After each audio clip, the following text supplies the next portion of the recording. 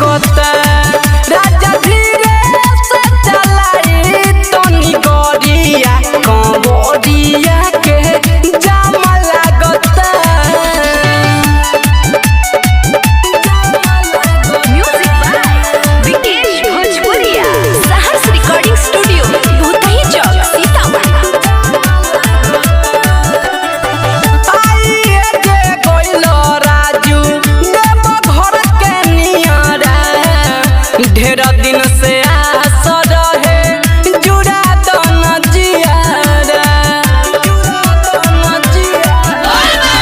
आइए जे गइलो राजू देव घर के नियरा ढेर दिन से आस रहे जुड़ा दन जियारा राइटर नीतेश दीपक ना दाम लागता नहीं दाम लागता राजा हो धीरे से चलाई तनी गोरिया कंवरिया के जाम लागता राजा धीरे से चलाई तनी गोरिया कंवरिया के जाम लागता।